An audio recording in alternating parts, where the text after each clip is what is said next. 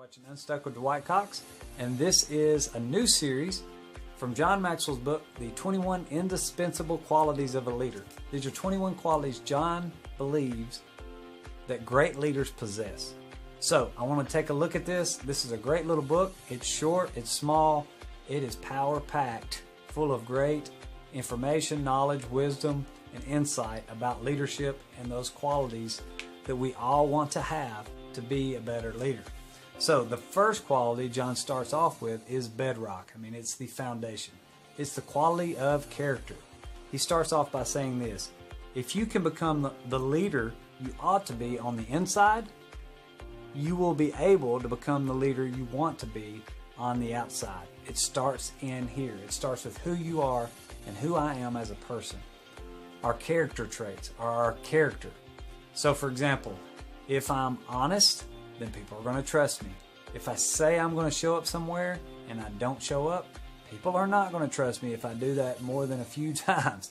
They're going to get irritated. They're going to stop wanting to follow me, especially if I'm the leader and they're a follower. If I don't follow through with what I say I'm going to do, people are not going to trust me. So these are all just parts of character. We have to be trustworthy as the leader. And then there are 4 ways that John points out that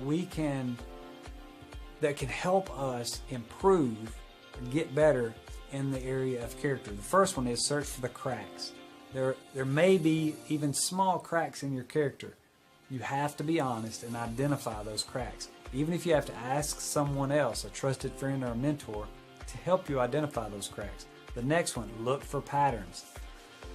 This is tough, but if you're honest with yourself, you can see patterns in your own life of character flaws. Maybe it's dishonesty or telling little white lies, quote, even though they're probably not white lies. Not showing up when you say you're going to. Not following through with projects when you say you're going to follow through. Or not showing up for an event when you told someone you would be there. There's lots of different patterns or areas, but you need to look, and I need to look at my own life and your own life to find those patterns and be honest with yourself. The next one, face the music. If you find a pattern, if you find a crack in your character, address it. Just be honest and address it. And if you need to apologize to people for things you've done to them when it comes to these character flaws, go to them and take a big deep breath, swallow hard, and just say, hey, I'm sorry, I messed up. I failed you here, or I did this wrong thing. People respect that more than trying to cover up character flaws. And then the last one, rebuild. You can rebuild your character. The problem is, the sad fact is, character gets destroyed in a moment. But it takes a while, a long time, sometimes a lifetime to build character. So if you have messed up your character, if you have destroyed it, people are pretty forgiving if you're honest about it and you start rebuilding, start doing the right things daily. And it's going to take a while. It's going to take some time. But you can build that character back or even beyond where you were, one step and one day at a time. The quality for today is number 2, and it is charisma. This is maybe not exactly what you think when you hear the word. Charisma sometimes can be thought of as just, man, they're born with that. It's something that I can't develop because I wasn't born with it. It's that bubbly personality.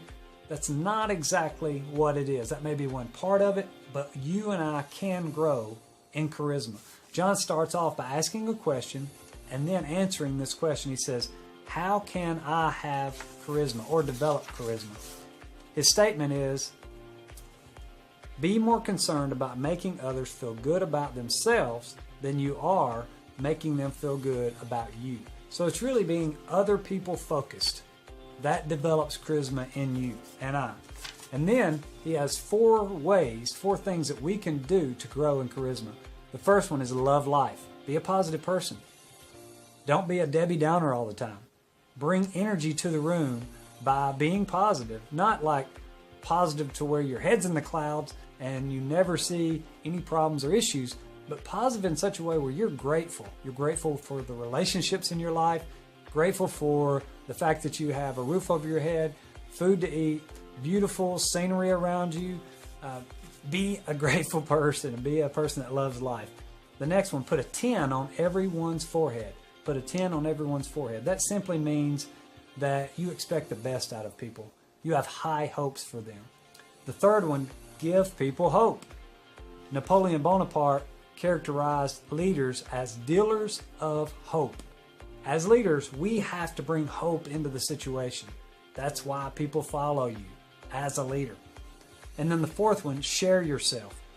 That simply means spend time with people, provide resources with people, do special things with people, go to events with people, provide your team with opportunities to grow and do it with them.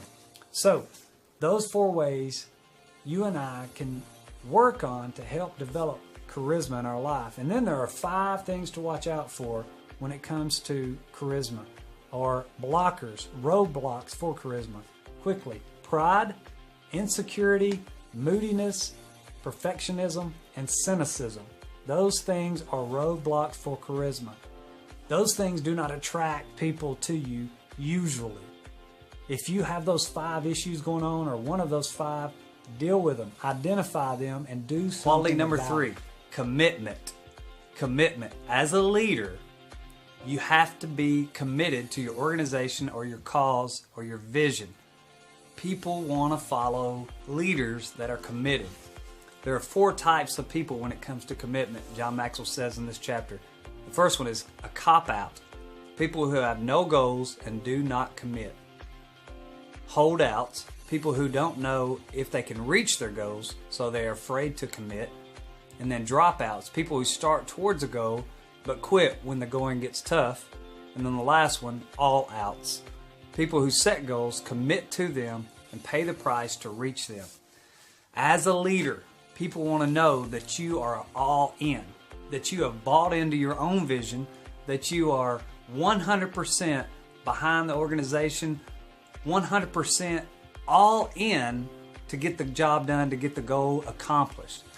There are 3 ways that John mentions that you can help, or that will help you improve your commitment level. The first one is measure it.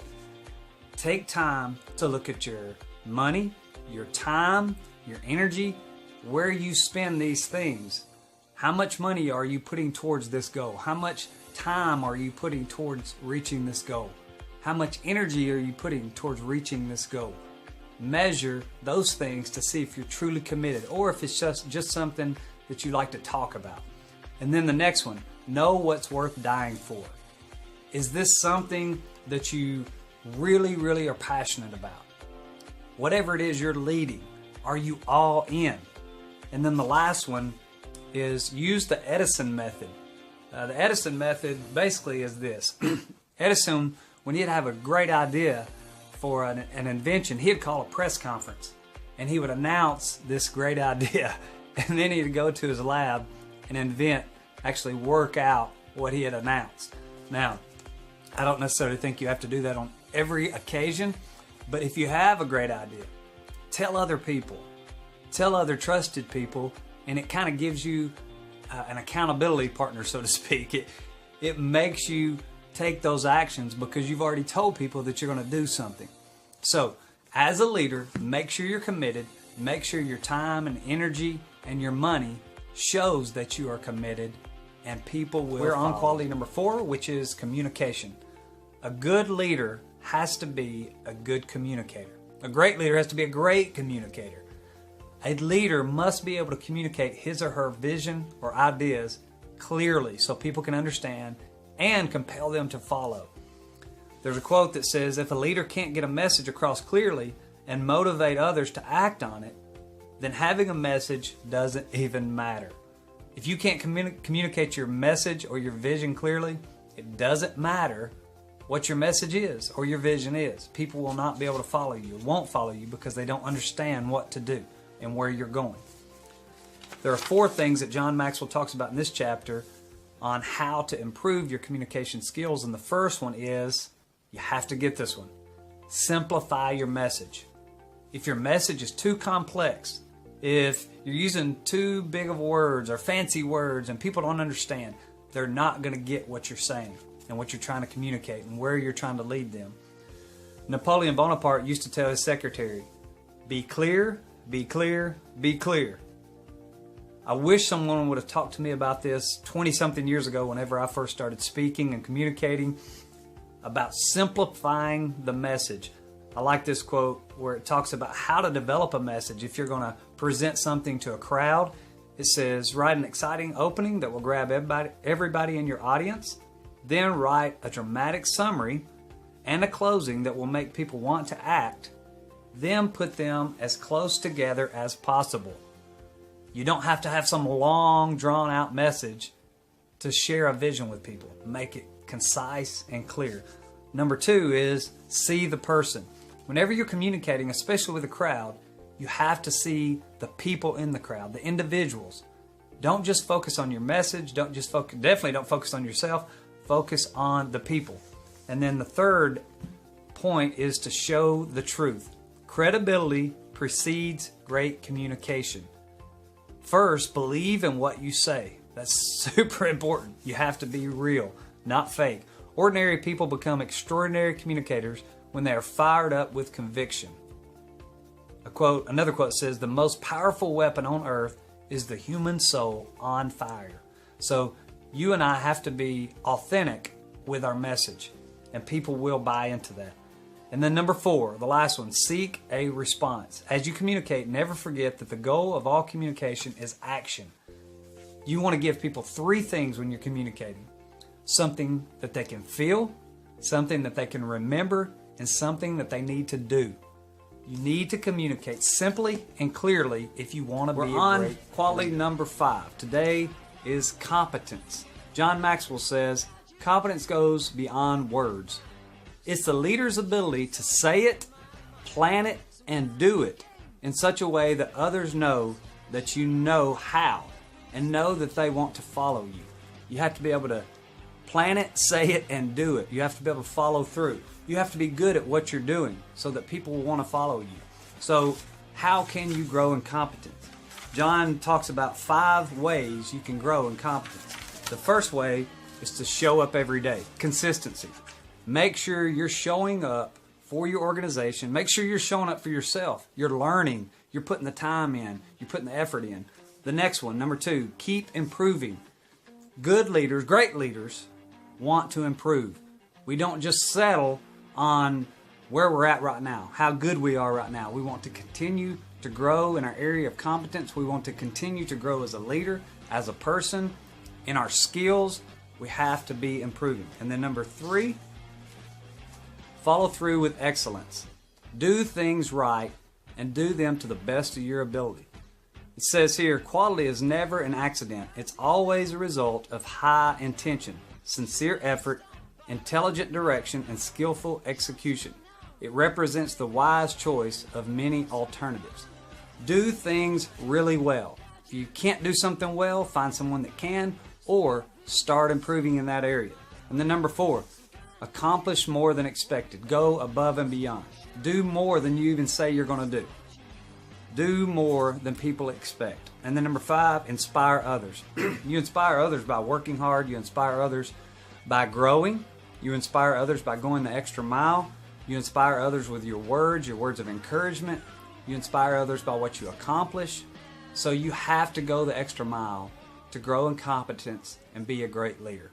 Hope you guys have a great day, and never forget that everything rises and falls. The quality that we're on today is number 6. It is courage. I love this quote by a Swiss theologian that says, courage is fear that has said its prayers. Courage is fear that has said its prayers. As a leader, we have to have courage. People do not follow others that don't have courage. People don't follow leaders without courage. There are 4 things that we're going to talk about when it comes to courage. The first thing is courage begins with an inward battle. Everyone has fears. Every person. The difference between the courageous people and the non-courageous people is people with courage act in spite of their fears. The next one is courage is making things right, not just smoothing them over. Courage is doing the hard things, the difficult things. It may be going to a person and apologizing. It may be going to a person and saying, hey, you offended me. It may be doing the right things even when everyone else around you is not doing the right thing. And then number 3, courage in a leader inspires commitment from followers. A quote here says, "When a brave man takes a stand, the spines of others are stiffened." That is powerful. I have to read that again. When a brave man takes a stand, the spines of others are stiffened. Your courage as a leader will give other people courage. I remember when I was a teenager, we used to go around and jump off rope swings, jump off bridges, things like that. But I remember the first time that I jumped off the bridge. I was scared to death. I actually remember hanging on this catwalk, hanging on this metal thing that you walk over. I was hanging by my hands over this water because I was scared to death to let go. And then all my friends just started jumping and letting go, and finally I let go. Once I did it one time, I wanted to do it again. But it took someone else actually being the leader and jumping off and showing me that I wasn't going to get killed to give me the courage to actually do that. So courage is contagious.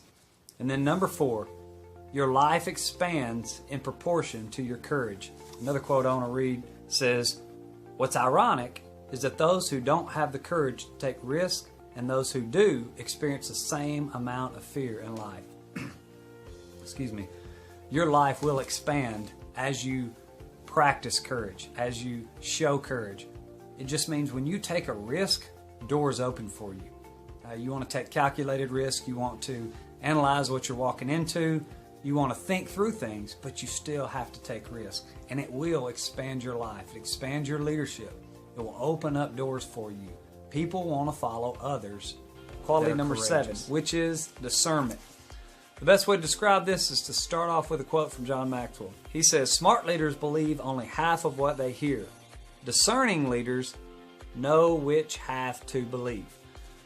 Discernment is that quality that leaders have to help them sift out the truth, to get to the root of the issue, to get to the root of the problem. John says that there are 4 things that discernment helps a leader do, or even helps just individuals do. The first one is to discover the root issue. A lot of people, when they're trying to solve problems in an organization or even in a relationship, they deal with the symptoms. They try to put a Band-Aid on this issue by dealing with the symptoms, but not dealing with the root issue. A good and great leader sees through the symptoms, sees past the symptoms, and deals with the root issue. That's usually what makes them the leader, or it can be what makes them the leader. And then number 2, discernment enhances your problem-solving ability. If you can see the root issue, you can solve the problem faster, more effectively, more efficiently, easier. You have to have discernment to get down to the root of the issue when everyone else is dealing with the symptoms. And then number 3, evaluate your options for maximum impact. It helps you to evaluate your options for maximum impact. So instead of just saying, I have this gut feeling, I'm going to act upon it, or let's think through this, instead of doing one or the other, it helps you to combine those two, and it gives you more options. A quote here says, discernment enables you to use both your gut and your head to find the best option for your people and your organization. So don't just rely solely on your gut. Don't rely solely on your head. Put the two together. Use discernment. And then number 4, discernment helps you multiply your opportunities. When you can see the real issues going on in an organization, in a business, in a relationship, you maximize your ability to have different options. There's a part here that says, people who lack discernment are seldom in the right place at the right time. So when you have discernment, you can also set yourself up and your organization up to be in the right place at the right time to maximize those opportunities. A few questions to leave you with today. I want you to think about this when it comes to your discernment abilities. Are you a discerning leader? When faced with complex issues, can you readily identify the heart of the matter? Can you get down to the root of the issue? Are you able to see root causes of difficult problems without having to get every bit of information? A lot of times, if you're in a bigger organization, you're not going to get all the information, but you have to have discernment to see the root of those issues, even without all the information. The last one, do you trust your intuition and rely on it as much as you do your intellect and experience? So that intuition, that discernment is extremely important as a leader to see the big picture, to also see the root issues that are going on that you and I have to solve so that our organizations can prosper. Guys, I hope you have a great day. Don't forget, everything rises and falls on leadership.